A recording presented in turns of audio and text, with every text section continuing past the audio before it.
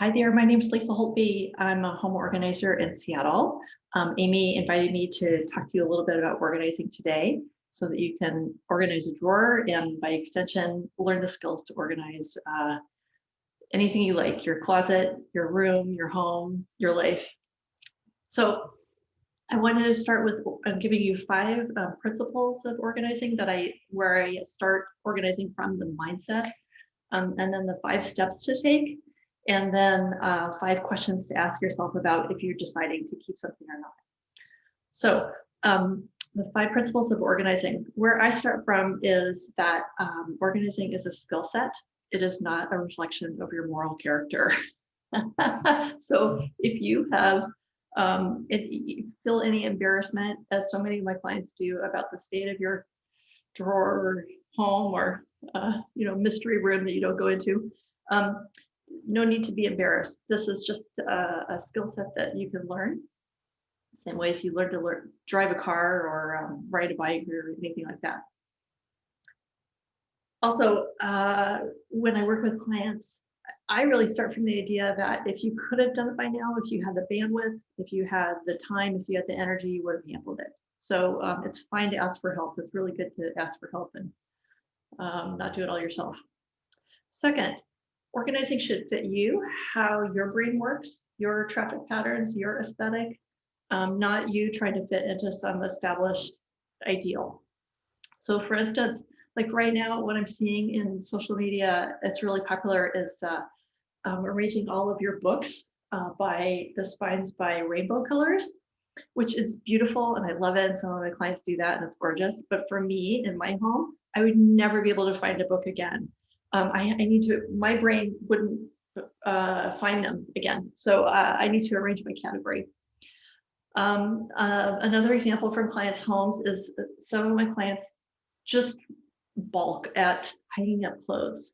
So what happens is they just, the clothes end up all on the floor in a huge heap. So rather than asking them to change in some way, rather than to get them fancy hangers or, tell them they should hang stuff up, no. So we put hooks instead so they can just hang things up. Or we'll designate a drawer of a bureau, just like one drawer for pajamas, one drawer for underwear, things like that. And they just stand there with their clean laundry, open a drawer, fling stuff in and shut the drawer. And that's good. I call that organized. I call that a really good organizing job. So organizing solutions need to fit how you think and how you'll retrieve information, how you'll find things again, and actually what's realistic, what's sustainable for you. Which leads me to number 3. If the system isn't sustainable, then we tweak the system rather than asking you to change in some way, rather than asking the client to be different than how they are. We just make the system more manageable. So I'll ask clients between sessions for homework for them to just notice, their only homework is to keep that one space clean. And then see if the systems are sustainable that we set up. And if they're not, then we tweak what's frustrating them. So you're watching for anything that is a barrier to action. And it can be really small things, like maybe a jar looks really pretty, it would be really Instagrammable, but it's really fussy to actually use. Or there's some bins that I see all over social media and shelter magazines that I know from experience that the handles on them are really uncomfortable. They scratch your hand a little bit when you pull them. So, looking for things like that. And then if the sheer amount of things is not sustainable to tidy, to keep organized things in place, then that's a good indicator that there should just be less stuff in that one particular drawer or closet or room or house. Okay, and then the 4th point is to trust yourself. Really trust your gut. So notice physically how you feel in your body when you look at your drawer, you look at your closet, or you look at your whole house. Does it feel, do your shoulders lift up? Does your jaw tighten? Do you feel kind of tight in your stomach? Do you just feel some anxiety? Or just like, I just don't want to deal with this, just make it go away. So I feel like that's really important information to start from. And then when we've decluttered, when we've organized, when we made things beautiful, the client, I will notice their shoulders come down. They seem relaxed, they seem happy. You'll notice, you can get a gut sense of if you feel energized, if you feel creative, if you feel happy. Those are good signs. Then you know that you've decluttered and organized enough. Also trusting your own aesthetic. You know, I feel like this is such a tough world, and the one place where we have agency is in our homes. So I would really want what I want for my clients is for them to surround themselves with only things that are beautiful to them, that are personally meaningful, highly functional and not frustrating. So as an example, I did a beautiful redo of a garage into a photography studio and workout space, and it's just multifunctional, just very personalized. But the client was saying, well, this is from my dad, and I've got to put this out because it's, you know, from my dad. And I said, so, you know, you're close to your dad, you want to honor your dad? And he said, well, no, you know, he always makes me feel terrible about myself, and he's really kind of a jerk. And I felt like this is a beautiful space. You can put your picture of your dad somewhere else in deep storage. He does not deserve to be up on your wall here.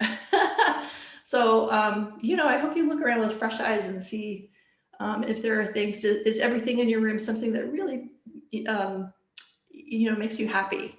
Is part of your history or part of where you're going, or something, just something you find beautiful?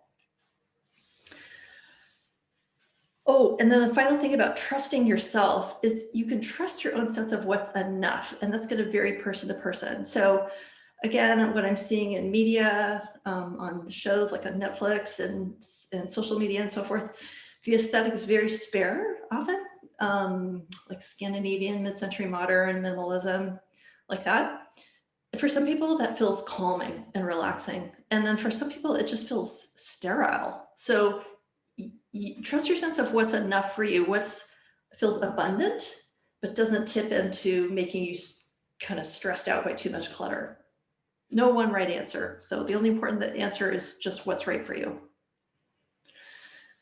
Okay, and then number 5, celebrate your wins. This may sound silly, but I really want you to take a victory lap anytime that you do some of this organizing. Every object that I have my clients look at, every object that's in a space is a decision. Do you keep it? Do you keep it in this space? Does it belong somewhere else? Do you donate it? Do you recycle it? Do you sell it? You know, does it have any merit in your life at all?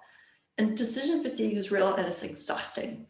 So I would really encourage you, when you do, like if you reorganize your drawer, every time you walk past the drawer in this next week or two, just open it and admire your work. Just take a little victory lap. And same as like when you finish organization session, plan something nice for yourself. So after this, I hope that you have a nice lunch, you take a little nap, you know, you watch a little of your favorite TV or read a book. Again, it sounds silly, but I'm very serious about that, is giving yourself a little treat after doing the work of organizing. All right, so those are my 5 principles. Here's the 5 steps, and we'll break this down in practice. And the acronym is S.P.A.C.E, S-P-A.C.E, and I've adapted that from Julie Morgenstern's book, Organizing from the Inside Out. And Julie Morgenstern is a big name in organizing. The acronym stands for sort, pare down, assign a home, contain, and establish routines. So sort, you're going to pull everything out of the space and put like with like. So category, socks with socks, trousers with trousers, cardigans with cardigans, like that. Pare down. Once you've gotten everything out of a space, out of a closet, out of a drawer, then you're paring down to see what is right for you to save, what belongs somewhere else, what you can let go of. Only then do you assign a home, right? And you're thinking of your traffic patterns. So the things that you want, that you use every day, those are going to be at eye level and easily accessible. The things that you don't use frequently, seasonal things or extra supplies like that, would be high up, way down low, way in back, or in another room entirely. Containing is the fun part, and that's often when I get to clients' homes, they have a lot of organizing systems or, you know, bins or drawer dividers and things like that. So that's great. And then, so once you've decided what you want to keep, for instance, in a drawer, you can lay all that out in the drawer, and then you find the appropriate containers to keep those things separated in those particular categories. And it doesn't have to be expensive things. I know that Amy got you drawer dividers and boxes today to put in your drawers that you're revamping, but you don't have to spend a lot of money. You can reuse things like just cardboard boxes, or I use like vintage china and vintage tins and things like that to hold different categories of items. So sort, pare down, assign a home, contain, and E for establish in our acronym SPACE is just to maintain, to see if you can sustain the system that you've set up. And if you can't, then that's good information, as I said before, is to revisit and tweak the systems. So I'm going to share with you a 1-minute video of me organizing a drawer. And I wonder if you can see the space elements in action.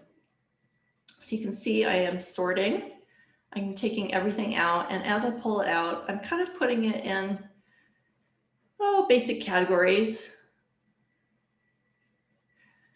So you can see on the lower left-hand side, I have things for that I'm going to take to other places, things that belong actually in a lockbox, for instance, passports, birth certificates, things like that. There's things that are in other places that go in other places as well. Oh, yeah, there we go.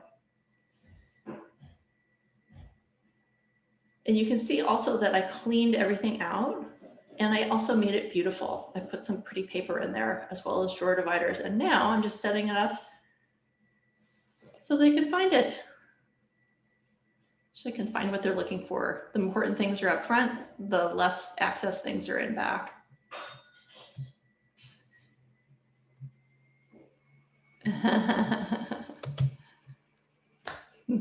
So I hope that helps.